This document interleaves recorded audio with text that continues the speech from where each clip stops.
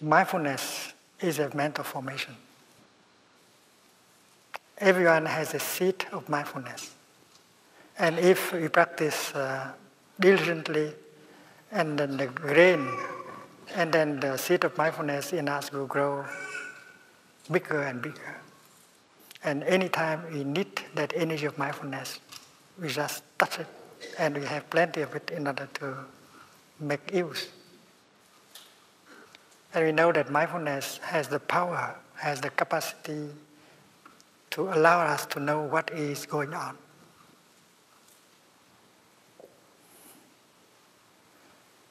Going on in our body, going on in our feelings, going on in our mind, and going on in the world. I remember very clearly one time in Plum Village, Thai came out with this expression, happy teachers will change the world. Since then, Thai has done a calligraphy, happy teachers will change the world. And we've developed this Wake Up Schools initiative, which is our offering to bring mindfulness and the Plum Village traditions practices to offer to teachers and classrooms, schools. And yeah, Thai, our teacher, very much wants this to happen.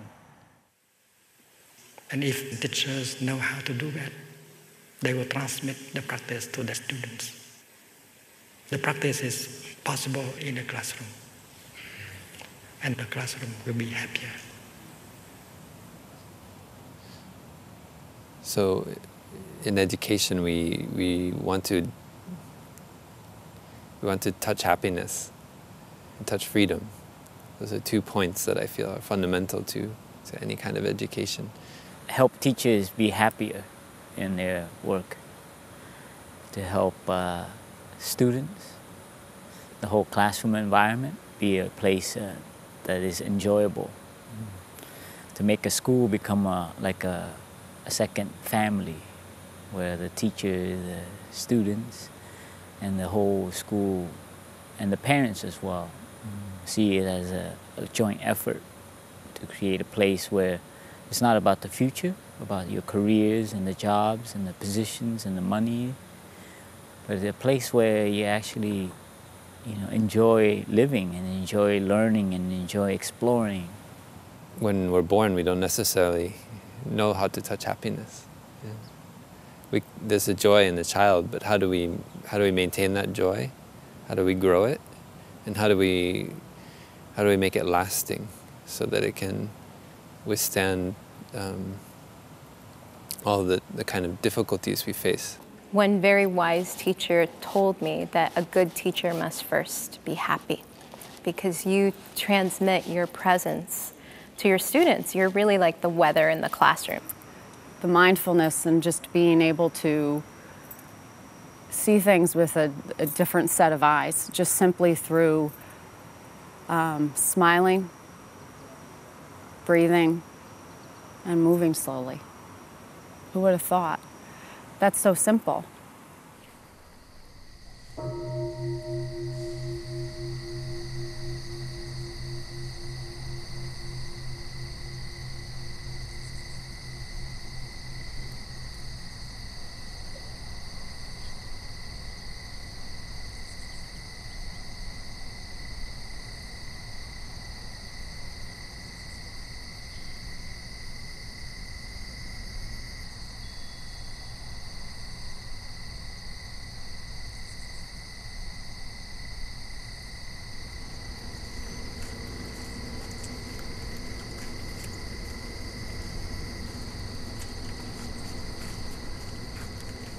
To be alive on this planet and to be making steps on this beautiful planet is a miracle.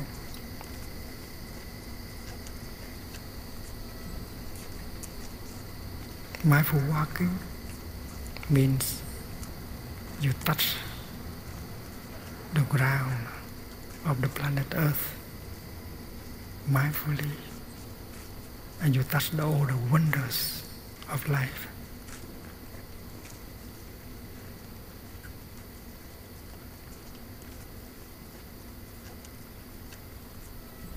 And mindfulness allowed us to be aware that we are alive, that we are walking on this planet.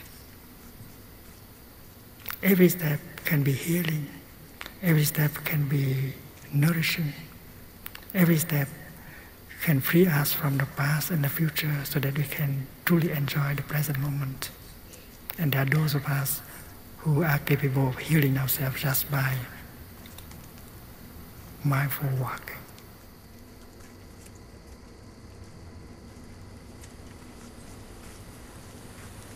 I walked just mindfully,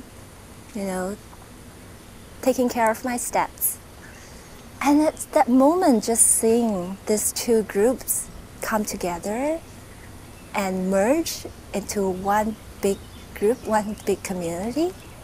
And at that moment, I felt tremendous joy in me.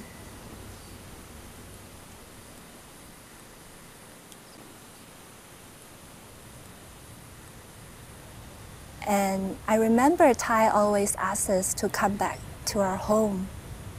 Of course, like mentally, intellectually, I know that it's coming back to home myself, to the present moment.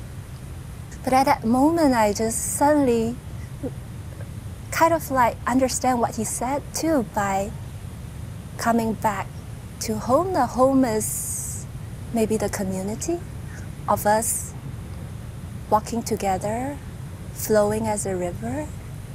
It's not fixed, it's always flowing. And the interconnectedness, coming back to home, to this feeling, this present moment of interconnectedness, I felt like, oh, how wonderful.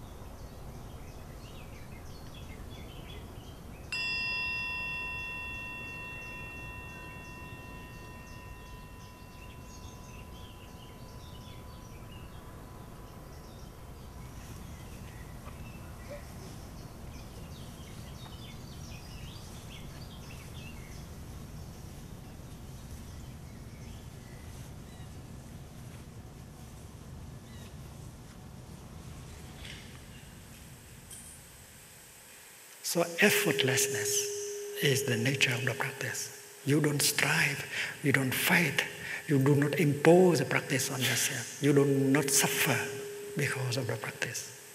You just enjoy breathing in, you just enjoy making a step.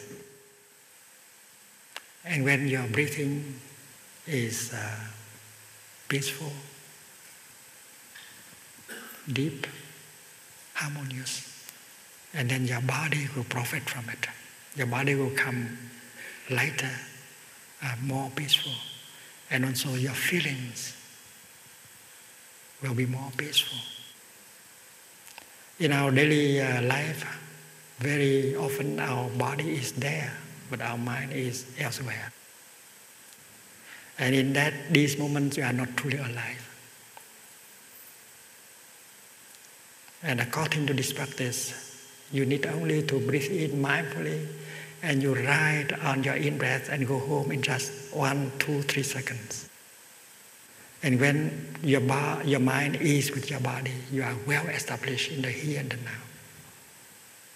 And you can touch the wonders of life inside and around for your nourishment and healing.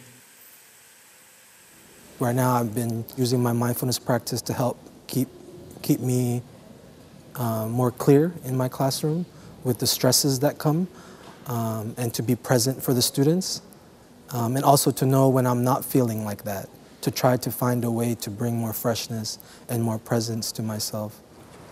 A happy teacher is a teacher that has time to be there for himself or herself. Someone knows how to take care of themselves, that they have enough balance, that they know how to deal with the challenges they have. Because one of the biggest problems in teaching is actually that teachers give too much without putting anything back. And we have this big problem of teacher stress and burnout.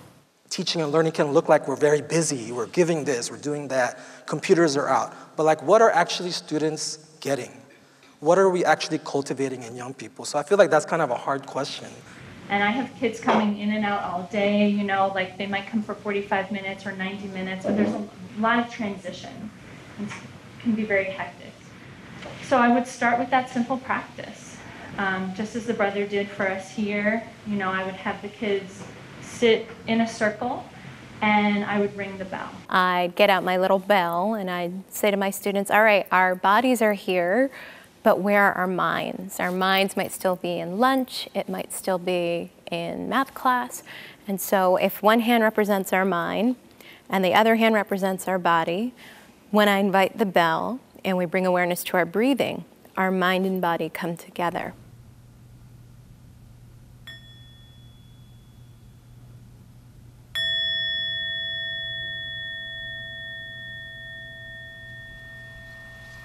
I listen. I listen. You are listening very deeply.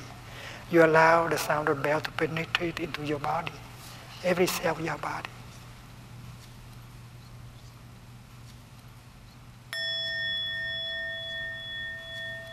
And when you breathe out, you say, this wonderful sound brings me back to my true home.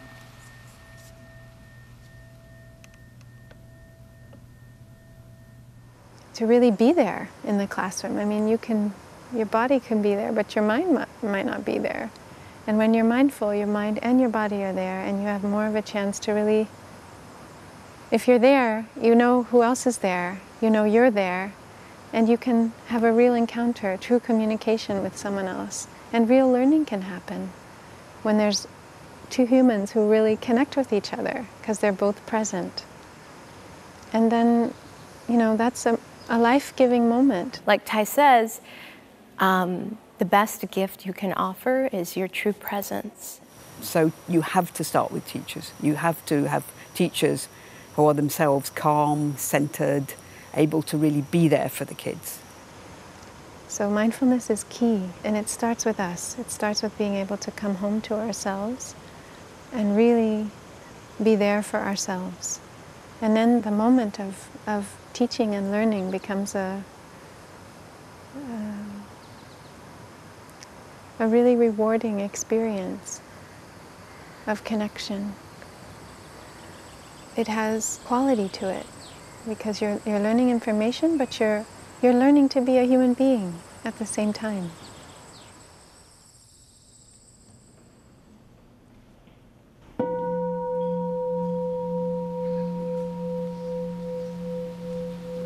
Difference, eating can be a deep meditation also. During breakfast time or lunch time, we can stop our thinking. When I pick up a piece of bread, I may spend 1 or 2 seconds to recognize that is a piece of bread. That's mindfulness. And mindfulness has concentration in it. And 1 second of mindfulness and concentration allow me to see that this breath contains the whole cosmos. The rain, the cloud, the earth, time, space, farmers, everything. And when you put that piece of bread into your mouth, you are in touch with the whole cosmos. And we can eat every morsel of our breakfast or our lunch in that way. And from time to time, we stop eating and we are aware of the co-practitioners, brothers and sisters in the Dharma who are there, and that can help build the spirit, the energy of brotherhood and sisterhood, joy and peace.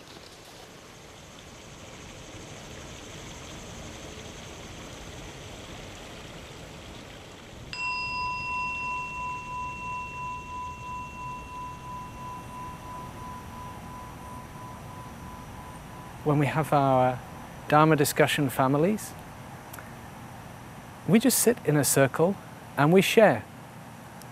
Maybe 25 people that never met each other before.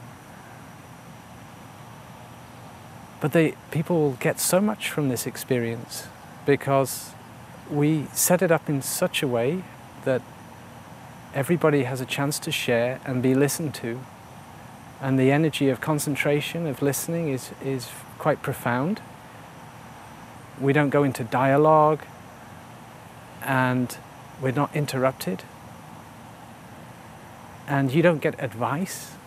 You get people sharing their experience, and it may relate to somebody else's experience. And you get authentic sharings from people. People open up, share from their heart. What is going on for them? What is their experience? What is their difficulty? What is their success? Yeah. What they found to be helpful for them? So we exchange experiences that are beneficial, and also we get to put down our load if we're having a difficulty.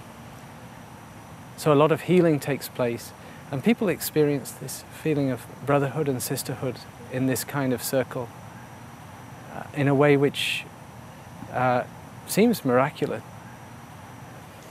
My Dharma discussions, I just cried through every session of that because it was such sisterhood. We had a couple of brothers, but it was such a sisterhood bond in that. The sense of belonging to a community, that is something that happens here in the retreat, is so powerful and so inspiring. There's a tremendous support, sense of safety. There's a protectedness in the teachings. A sense of sacredness, a sense of deep love.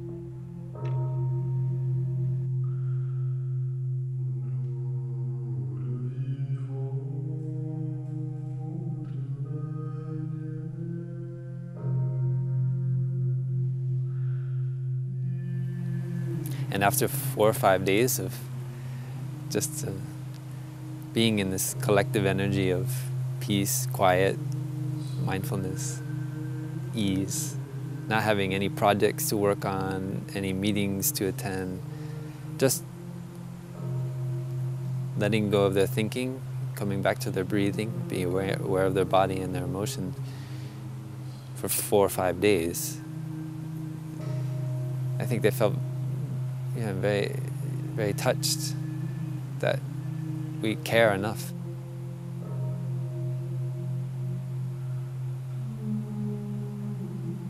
That will always be a core part of Wake Up Schools, taking care of the teacher.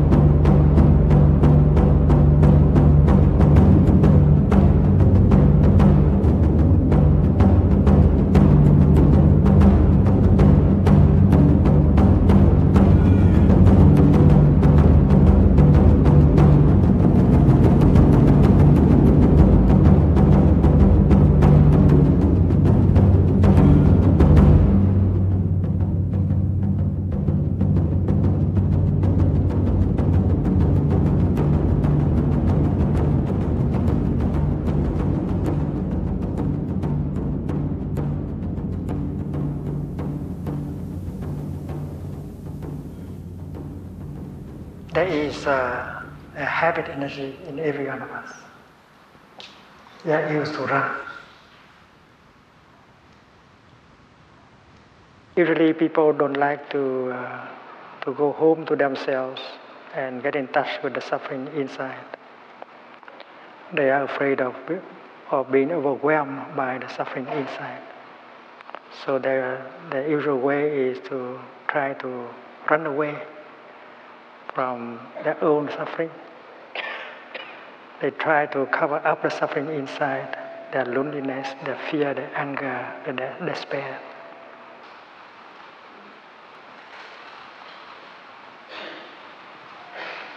So for a teacher, for a school teachers, the first thing to do is to go home to himself or herself.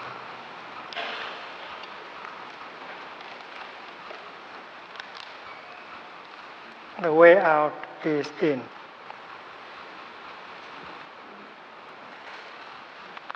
Go back to oneself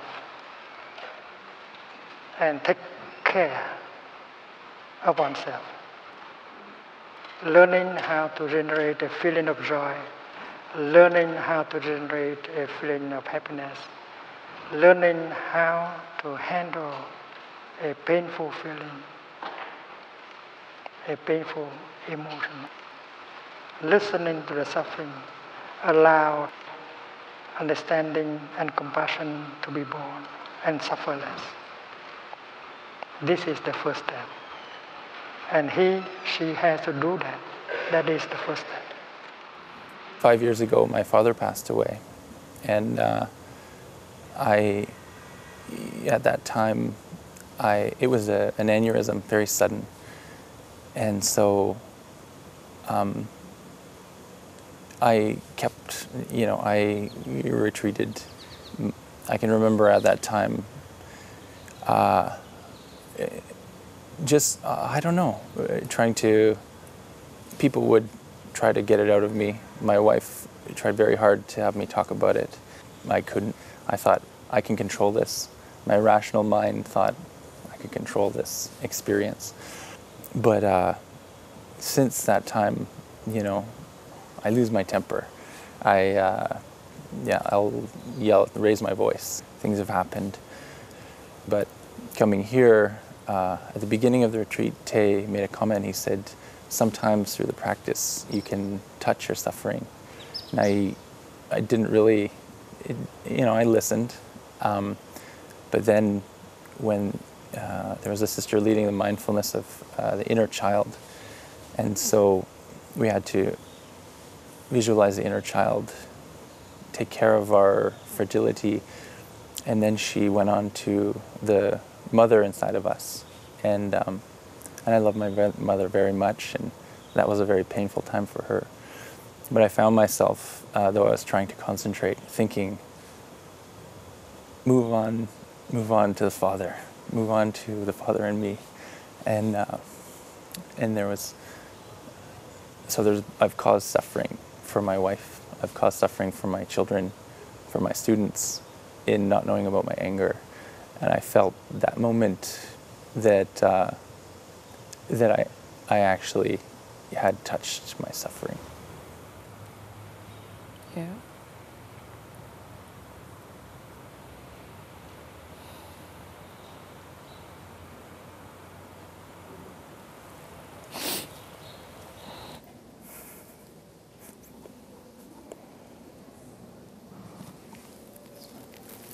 It's okay.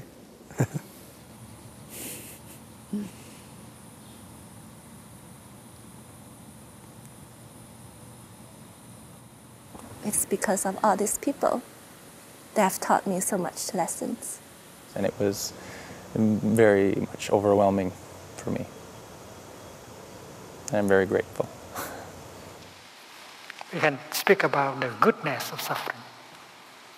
If we know how to embrace suffering, to hold it tenderly, to look deeply into it, and then we will be able to generate the energy of compassion and understanding, which are at the foundation of true happiness.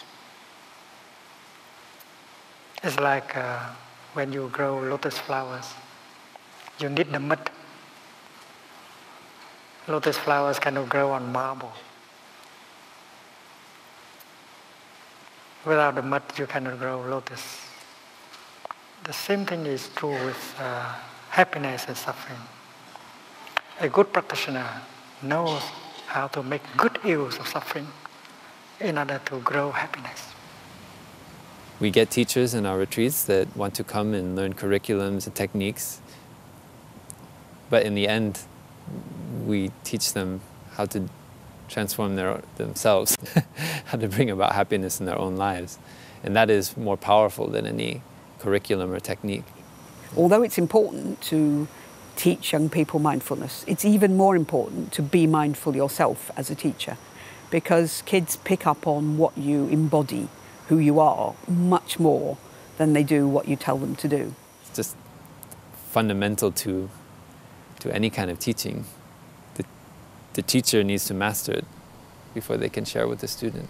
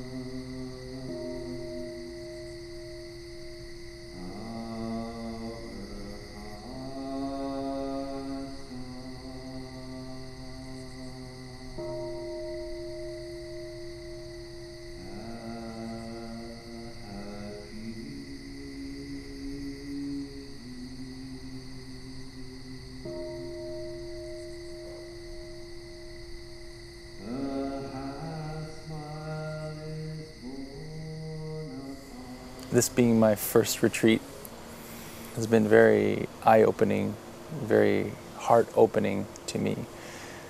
So I consider myself a skeptic, I think. There's been a relatively small number of studies, but they are powerful, and they show that mindfulness with young people has very similar impacts to mindfulness with adults, where there's a very good evidence base, showing, not surprisingly, that young people's minds are the same as adults' minds, essentially, which show that mindfulness appears to have an impact on mental health, stress, anxiety, depression. It can help kids to learn more effectively, and that's very important for schools who may not be interested, sadly, in the mental health side, but are always inspired by the idea of improved results, better learning, better concentration, and so on. And mindfulness would appear to improve that side of school, and also appear to help kids to have better relationships with one another, to behave better even, to be less impulsive, to manage their emotions more effectively. I felt the difference in me of walking meditation every day, sitting meditation and guided meditation, and what that can do to increase my ability to be open and my ability to notice my reactions before they spill over. So these changes are not just subjective, they're actually visible on brain scans, and I think that is really quite influential, again, over people who are wondering whether there's any science here and whether this is just wishful thinking. You can actually see the physiological changes in brains.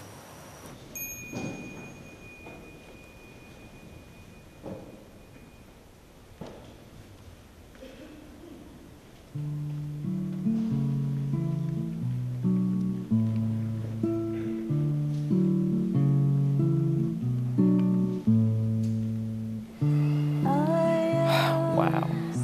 It's amazing. Breathing in, breathing out.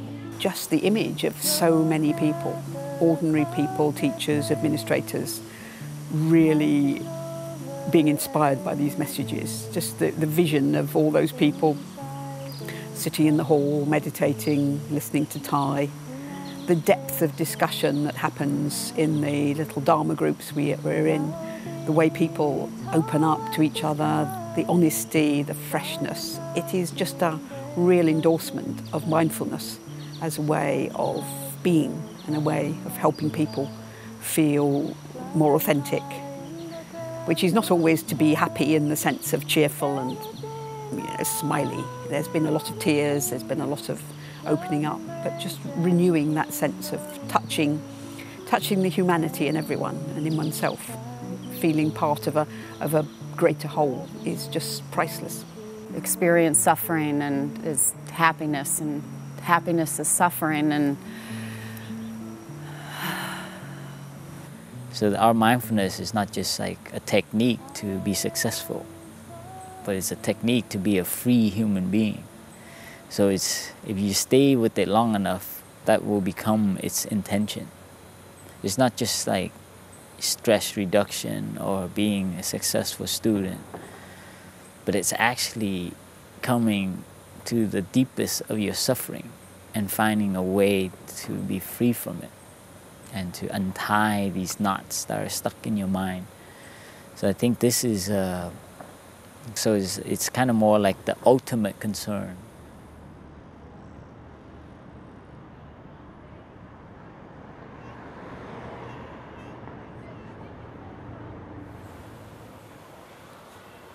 I can do this, and I can share it. Coming here just made me even more eager and hopeful about a new school year, and not to impose anything I've learned on my students, but to bring to them a teacher that is happy, a teacher that can find peace and joy in being in the classroom.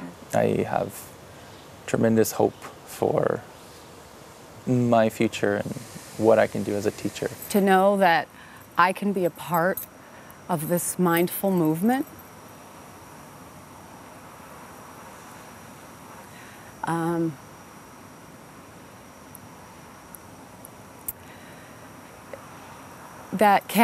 that can change the world. We've talked about that, the theme, the happy teachers can change the world. You know, it's the happy kids that are going to change the world. We're just sort of a vehicle, you know, to bring that movement wherever we go. And then the long-term project of thinking as we could live like this and as we could practice this even more, what an impact that's going to have on the world. That's why we say happy teachers will change the world.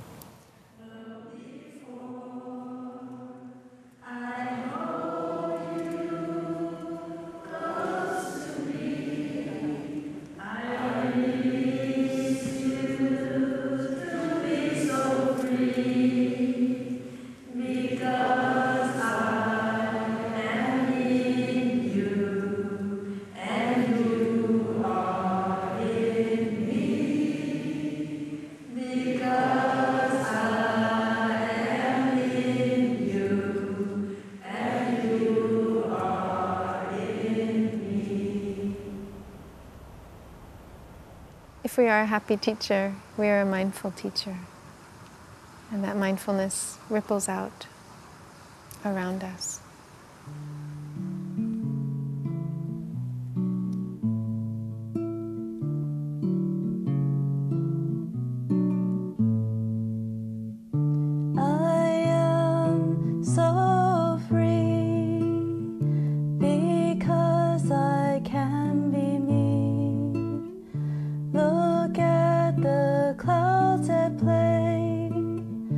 Passing over every day.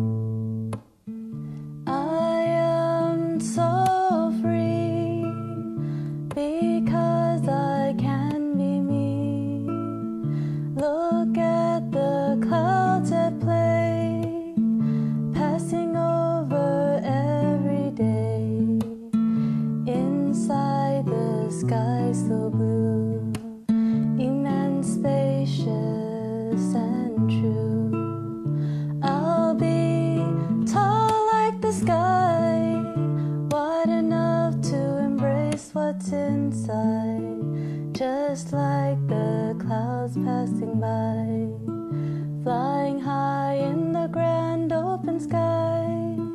Everything